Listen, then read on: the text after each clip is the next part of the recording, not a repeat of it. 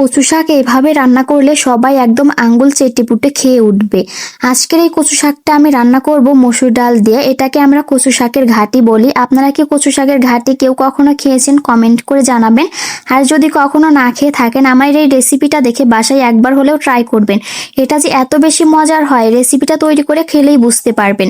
কচু শাক ঘাটি তৈরি করার জন্য প্রথমে আমাদের লাগবে কচু শাক। এখানে আমি আমার পরিমাণ মতো কচু শাক নিয়েছি। এখন কচু শাকগুলোকে এরকম ছোট ছোট করে কেটে নিব। আপনারা আপনাদের পছন্দ মতো ছোট বড় করে কেটে নিতে পারেন। আপনারা এই কচু শাক ঘাটিটা বড় বড় কচু দিয়েও তৈরি করতে পারেন। আমি এখানে ছোট ছোট কচুই নিয়েছি। কচু শাকগুলোকে আমি এরকম ছোট ছোট করে কেটে নিয়েছি। এখন এই কচু শাকগুলোকে পানি দিয়ে ভালোভাবে ধুয়ে নেব। কচু শাকগুলোকে আমি পানি দিয়ে 2 থেকে 3 বার ভালোভাবে ধুয়ে নিয়েছি। এখন এই ধুয়ে নেওয়া কচু শাকগুলো একটা প্যানে নিয়ে নিব।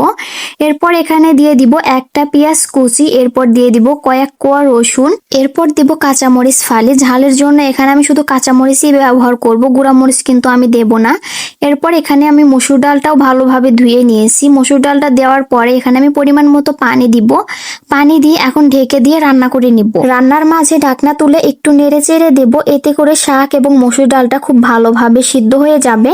শাক এবং মসুর ডালটা সিদ্ধ করার জন্য এখানে আমি আর একটু পানি দিয়েছিলাম। পানি দিয়ে শাক এবং ডালটা ভালোভাবে সিদ্ধ করে নিয়েছি। এখন এখানে আমি মশলা দিয়ে দিব 1 চামচ আদা এবং রসুন বাটা, 1/2 চামচ হলুদ গুঁড়া, এরপর ধনিয়া গুঁড়া, জিরা গুঁড়া, গরম মশলা গুঁড়া এবং স্বাদ মতো লবণ দেব। গরম মশলাটা কিন্তু এখানে অবশ্যই দিতে হবে। গরম মশলা দেওয়ার কারণে এই কচু শাক ঘাটিটা খেতে অনেক বেশি মজা লাগে। সবগুলো মশলা দিয়ে নেড়ে চেড়ে মিশিয়ে দিয়ে ঢেকে দিয়ে আমি কিছু সময় রান্না করে নিয়েছি। আমার কচু শাক ঘাটিটা রান্না করা হয়ে গেছে। এখন এটাকে আমি পেঁয়াজ ভেজে বাগার দিব। বাগার দিলে এটা খেতে আরো বেশি মজা লাগে। একটা প্যানে পরিমাণ মতো সয়াবিন তেল দিয়েছি। তেলটা গরম হয়ে যাওয়ার পর 1/2 চামচ পাঁচফোড়ন এবং একটু আস্ত জিরা, একটা তেজপাতা দিয়ে একটু সময় ভেজে নিব। ভেজে নেওয়ার পর এখানে দিয়ে দিব পেঁয়াজ কুচি। এখানে আমি একটা পেঁয়াজ কুচি দিয়েছি। পেঁয়াজ কুচিটা এখন হালকা বাদামি করে ভেজে নিব।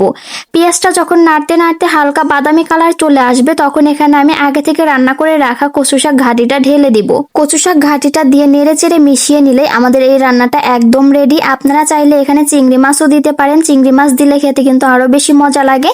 আমি আজকে শুধু মসুর ডাল দিয়ে আপনাদের সাথে রান্নাটা শেয়ার করলাম। গরম গরম ভাতের সাথে এই কচু শাক ঘাটিটা খেতে কিন্তু অনেক বেশি মজা লাগে। কচু শাক ভাজির থেকে মসুর ডাল দিয়ে যদি এভাবে কচু শাক ঘাটি করা যায় তাহলে খেতে কিন্তু বেশি ভালো লাগে। আমার আজকের এই কচু শাক ঘাটির রেসিপিটা আপনাদের কাছে কেমন লেগেছে কমেন্ট করে জানাবেন। রেসিপি ভালো লাগলে শেয়ার করে দিবেন। আমার রেসিপিটা আপনি ইউটিউব থেকে দেখলে চ্যানেলটি সাবস্ক্রাইব করে দিবেন এবং ফেসবুক থেকে দেখলে ফলো দিয়ে পাশেই থাকবেন।